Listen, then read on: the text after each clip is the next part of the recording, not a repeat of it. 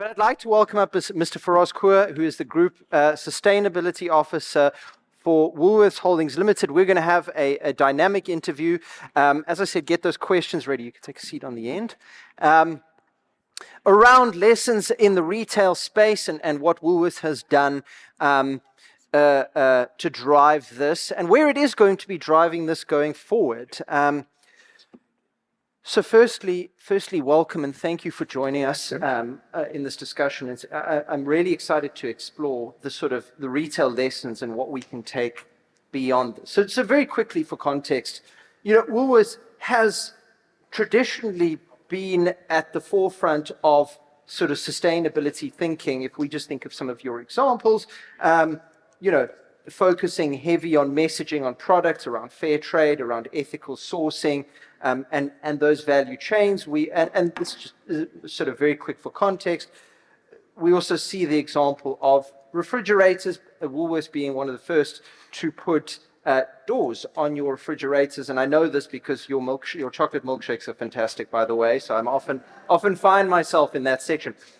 How have you found the evolution of your sustainability journey over time? Yeah, thank you. Great to be here. So interesting. I think, firstly, it stems and why is it so well associated with Woolworths? It goes way back when the company was established, being run on a set of values and principles, and we want to do right by our customers and our suppliers and so on. Well, before there was a concept of sustainability or anything. Absolutely. But over time, as the company grew and expanded and became a bit more deliberate about these things, started codifying it a little bit, started setting ambitions and goals and being very specific about particular things. And you mentioned the sourcing, absolutely the core of what we do, sourcing good product, sustainability embedded in that, but also the environment in which you work. And when I mean the environment, the store environment or the offices or wherever it is, how does that match our ambitions and our intentions, etc. And so that's where it comes from. Yeah. And I mean, it's been there since the beginning of the company. It's almost 95 years old. So you build on these things, and some are much more embedded or into the organization than others. But it's we call it the good business journey internally, and it is a journey. You start somewhere and you evolve, and you never end, but you always build on it. Yeah.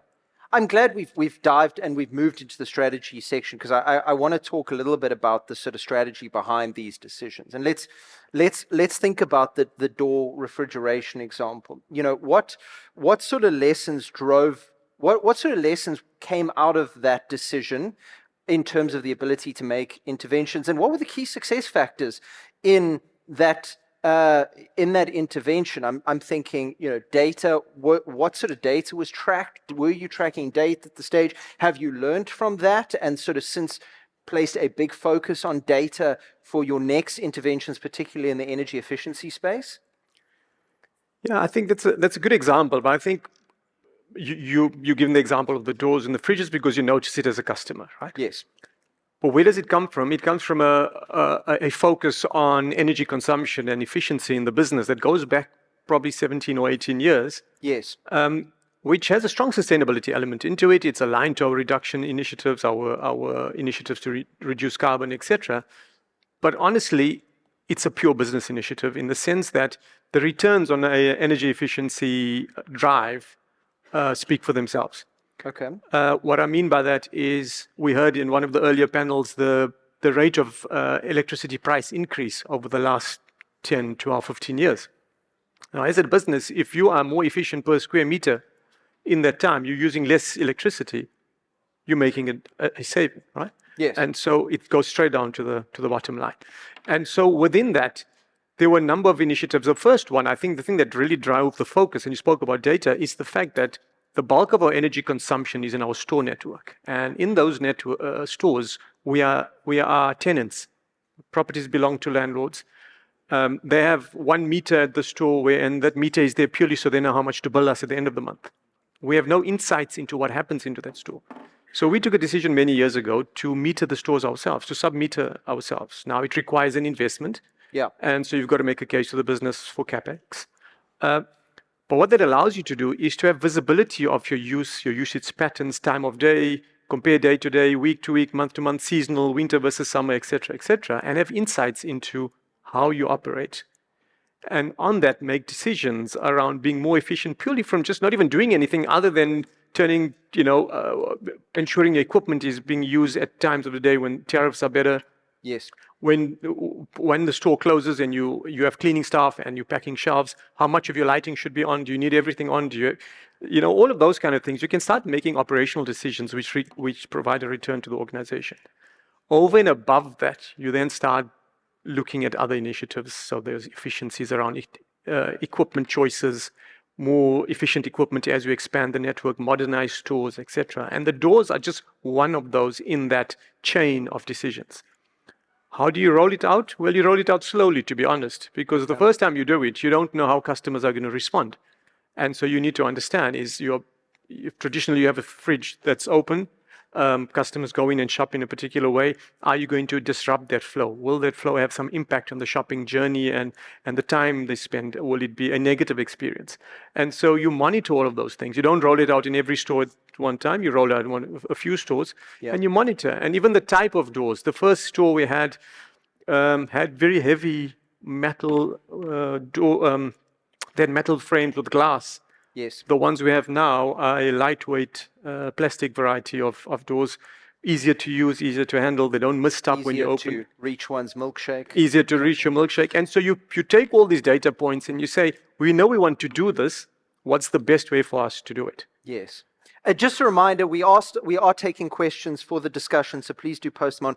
I mean, you mentioned the sort of at the store level, the sort of negotiations with landlords and the energy contribution there. I just want to sort of go back to the decision on sub-meters, because it's a decision with a number of players involved, a number of departments, whether it be ops, whether it be exco, whether it be the sustainability operations, whether it be the custom operations and manpower and resourcing.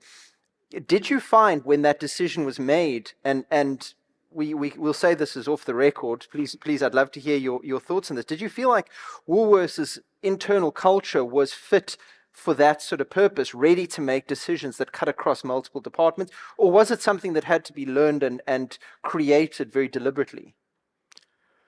Well, I think if you run a business of that size, you're making decisions which impact across different teams and different departments. I don't think that was necessarily the case. I think it's when you first go with that case is you probably have to do a bit more convincing up front. Is okay, so why do we need to have a meter in store if we already metered? What's the use, etc. And you start with a trial. You start with 1 or 2 or 5 stores. Yeah. And you prove that case. Now, in the case of putting in some sub-metering, it returns various insights into the business, which are extremely valuable. Yeah. Your return case is much easier. In fact, you don't have to make a case thereafter. If you have a multi-year rollout plan to say, okay, you prove the case, let's roll out over our network over the next 3 or 5 years. Yeah. It becomes a business decision. As long as you generate the right insights and you can see the value of making that call. And when I say value in the sustainability sense is not always, I don't think it's always in the bottom line. Right? Is it about making decisions which are aligned to your values and the way you want to run a business and how you want to operate as an organization in the broader society? And sometimes the returns are longer term in nature, perhaps longer term than many of the other direct investments. Have you had to consider that?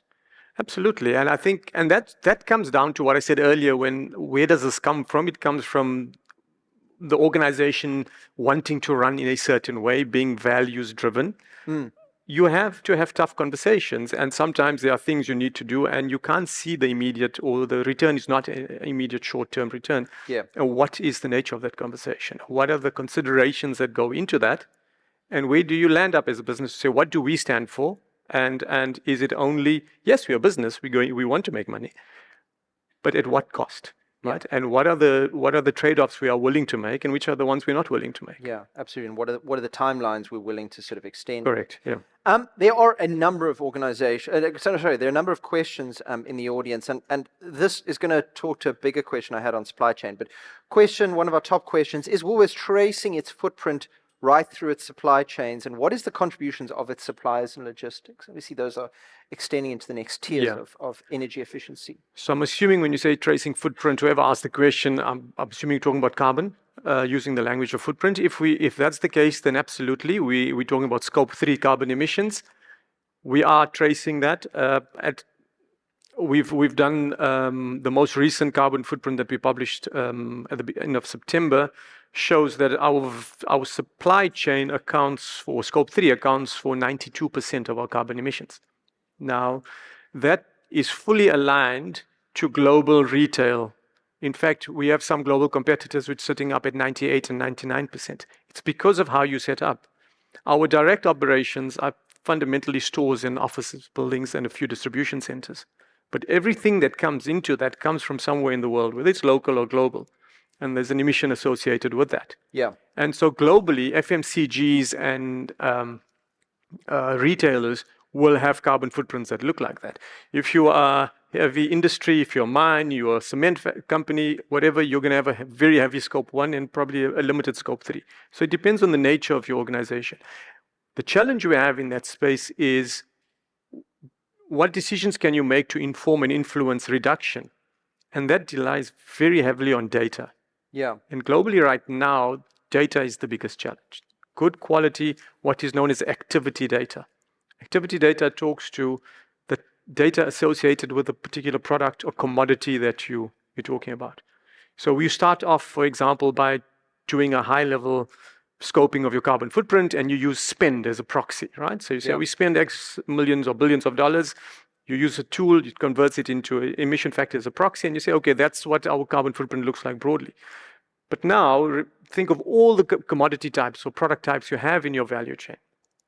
Whether it's in the food space, whether it's fresh produce or beef or fish or seafood, and where does it come from? And then in the clothing space, what commodity is it? Cotton or viscose or polyester or leather, etc. And that's the challenge now, is how do you start getting good, high quality activity level data that can inform actual decisions that you can then do reduction in your value chain. And does that extend into your, I mean, we mentioned the landlord challenge where, your renewable journey at a store level is constrained by location, availability of renewable energy sources for your stores. How have you navigated that? How have you used data or what other learnings are there that you've taken to those landlords and use that to address those systemic challenges? Well, I think in this space generally, in sustainability broadly, and the kind of issues we're talking about, you're going to have to work collaboratively. So you're going to have to, sorry? Work collaboratively. Yes. Right? We can't do things on our own. So we've got a commitment or at least an ambition to source all our energy from renewables. The challenge is that we, as you allude to, is that the bulk of our consumption happens in our store network, and we don't own those properties. And so we can't make and we don't make the energy choices there. Correct. And so we hope that our target or commitment publicly acts as a demand signal. So the landlords know that this is a person who's willing to offtake or a company that's willing to offtake. We're just finding that move is a bit slow. We're hoping that properties and landlords would start moving a bit faster in provisioning or sourcing renewable energy, whether through IPPs or through self-generation or rooftop solar or whatever the choice is, so that those of us who are tenants who have commitments are able to offtake from them. Yeah, absolutely. Perhaps just one last question, because I see, and for time again, I'm chasing the clock here. Top question before we close off. How does Woolworths plan to tackle the issue of plastic packaging waste in its supply chain, and what alternatives are being explored? I mean, that's something we've been working on for many, many, many years. And I think it's a very emotive thing, and it's something that the people see. And so it's, as customers and consumers, we feel it. Certainly, there's a lot going in that space. We've been working on packaging reduction and changes in material types, etc., for a long time. But I think it's important to understand what role packaging plays, particularly in food, around product safety and quality and maintaining freshness, longevity, because these things are not simple issues. You make a decision on one thing, you remove packaging, and you increase food waste, for example. Correct. And so we're balancing all of these things out and working across the value chain. But we've made a number of changes over the past few years, and we continue to do so. We are unfortunately out of time. I see there are a number of questions that we can still ask, and again, my hope is that a little bit later on, over lunch, we will get to share this and discuss this a lot further. I mean, in the short time we've had, this has been insightful, and I think I'm glad we touched on the strategy and leadership element of making those decisions. So, Feroz, thank you very much. Thank you Can we very give much. him a warm round of applause, please? Thank you.